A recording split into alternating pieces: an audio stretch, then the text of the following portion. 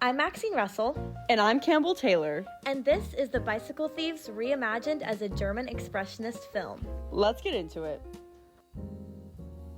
The Bicycle Thieves 1949 is an Italian neorealism film about post-war poverty directed by Vittorio De Sica. His goal was to portray the real struggles of ordinary Italians with honesty, compassion, and social awareness, prioritizing emotional truth over plot structure. The story centers on a lower-class father and son using their relationship and bond to reveal the human impact of economic hardship. In the film, Antonio's bicycle, which is essential for his job, is stolen as he's hanging up a poster, and him and his son Bruno search the streets of Rome to find it. The film explores desperation, family bonds, and moral dilemmas, and it uses an episodic structure, meaning the film moves through loosely connected moments rather than a tightly constructed plot. The minimalistic cinematography also emphasizes realism in everyday life. The Bicycle Thieves should make the audience feel deep sympathy for Antonio and Bruno, along with frustration at the unfairness of poverty and social injustice.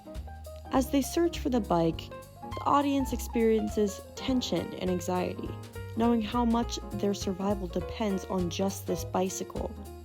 The film encourages empathy for moral dilemmas faced by ordinary people, rather than the glamorized films that don't include reality. And because this is an Italian neorealism film, the emphasis of realism helps the audience connect through authentic and relatable storytelling. Now, how would Maxine and I reimagine the Italian neorealism film The Bicycle Thieves as a German Expressionism film? Well, first of all, the story will take place on a more psychological focus, shifting away from the strict realism to explore the characters' emotions. There will also be no episodic structure. Everything that occurs in the story will have a purpose. The key points will involve nightmare sequences that intensify the character's mental state, creating a surreal, unsettling atmosphere. Now, how would we reimagine the characters and acting? The acting would be more dramatic. For example, tension and anxiety will be showed by sharp, jerky movements. In addition, every character is represented by a universal type. For example, Antonio would represent the everyman because his struggles reflect the experiences of ordinary working-class individuals. Bruno would be the innocence because he's a child born into this corrupt society, and the thieves, of course, will represent greed and corruption. Antonio kills the thief at the end by Running him over by his car. But unfortunately, he also ends up killing Bruno and himself as well, By getting ran over by a car. leaving the bicycle the only thing unharmed. The effects of the German Expressionism version of The Bicycle Thieves will be a lot different than the original. The original ending is ambiguous, reflecting real-life uncertainty. But in the German Expressionism version, the thief is killed along with Antonio and Bruno, but the bike stays unharmed, representing how poverty drives people towards anger and desperation, creating a twisted irony in which the object, the bicycle, that everyone fought for survives, while the lives surrounding it are shattered. This will leave the audience left in shock, as Antonio finally gets revenge in exchange for him and his son's life. This represents a true German Expressionist ending because it emphasizes emotional truth, psychological states, and visual symbolism over realism or logical resolution. For stylistic changes we would make to the film, we would want the visuals of the film to be heavily influenced by German Expressionism. We'd like to use jagged lines and shapes to create an unsettling atmosphere in the space. Uneven surfaces would also distort the mise-en-scène as seen in the top picture.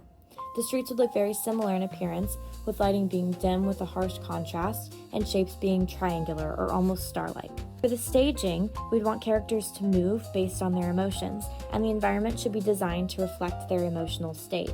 In scenes where a character feels isolated, we isolate them from their surroundings, for instance. Similarly, if we want a character to be panicked, we'd create a more unsettling environment like the top picture. For the characters specifically, we would want very heavy makeup like eyeshadow around the eyes, pale face, black lips like in the second picture. We'd want the makeup to look like a German Expressionist film, but also we would want the makeup to reflect the characters. So for the character of Bruno, we probably would use minimal to no makeup, but for the thief, we would use makeup like the bottom picture. The reason behind why we would want to make those changes is because the bicycle thief now portrays what is happening as you can see it in the story and as it would happen from an outsider's point of view. However, German Expressionism relies on the emotions conveyed through the character's feelings, making the audience feel more personally involved within the story. So we would show the events that take place in the story through the character's psychological state. We want the new version of the film to be abstract in the way that it's shot and acted, sort of like if you're experiencing the film in the head of the character. These changes would enhance the viewer's comprehension of the character's emotions and their significance within the narrative, being extremely direct with what we want audiences to take away from the film rather than being ambiguous. We don't want the film's ending to be as it is now. In German Expressionism, there's usually a clear ending, but we want the film's events to be open to interpretation due to the unpredictable nature of the unfolding events. If we place the audience into the character's shoes, we want them to experience the unsettling or anxious feelings the characters are experiencing when the bike is stolen. So these are some still images of the scene that we would be changing. The first picture is what's already happening, Antonio putting up posters. Then we see the thief plotting to steal the bike in the second picture. Then he steals it in the third. The fourth picture shows Antonio yelling after him in a panic. The fifth shows the thief getting away. And the sixth is the other characters try and help Antonio get his bike back by getting into a car. And then on the next slide, it shows the perspective of the car chasing after the bike thief. Then the next picture, a change in that perspective. Then Antonio finally catching up to the thief, which we realize isn't the actual thief at all. There's a close-up on his face, looking distressed and upset. Then in the fifth picture, he runs back to his work changed. Obviously, we have a lot to work with. To visually change the scene, we'd add heavy black makeup and very expressive facial acting to make the characters resemble those in a German Expressionist film rather than an Italian neorealist film. For the mise-en-scène, we would add jagged shapes, similar to those in the picture I mentioned earlier, and distorted, unrealistic-looking sets. And for lighting, we would want dark shadows, high contrast, and contrasting colors, which would mean we'd be adding color to the film since it's black and white originally. Here are some examples of visual changes we would be making. For instance, we would be transforming the bicycle thief into a more mime-like caricature. Antonio's makeup would also follow this theme as seen in the picture below. To enhance the sense of Antonio's disorientation, we would make the street appear busier. Finally, the bottom picture adds more depth to the film. On the next slide, we have the storyboard for the revised scene. Antonio is hanging up the posters on the wall, but they're all blank. This is significant because it conveys Antonio's indifference towards his actions and his state of distraction. Then, a creepy face appears behind the cars, further enhancing the visual style we're aiming for. In a subsequent scene, a wide shot of Antonio and his bike is presented, set against a jagged, triangular-shaped street. The lighting and focus are primarily on the bike. Then, an experimental shot with a spiral is used, centering the thief stealing the bike. The next shot shows Antonio riding away on the bike. Antonio then convinces the man to use his car, which is a slight deviation from the original scene where Antonio wasn't driving the car. However, Antonio ends up crashing into the man driving the bike, who is actually the right man he's trying to catch. Unfortunately, the crash results in the death of Bruno and the thief, providing a direct and impactful conclusion to the scene. In the final shot, everything except the bike is destroyed, leaving only the bike as a remnant of the events that transpired. Now, how would we reimagine this scene editorially? We would use rapid transitions and intense Ken Burns-style zooms on characters to heighten emotional impact and draw the audience into their psychological state. These techniques are combined with intense music and color tinting, which together will create a heightened dramatic and expressionistic tone.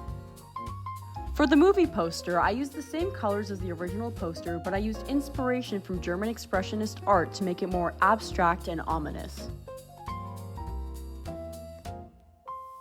The narrative significance lies in the fact that altering the outcome of this scene resulted in a complete transformation of the entire story.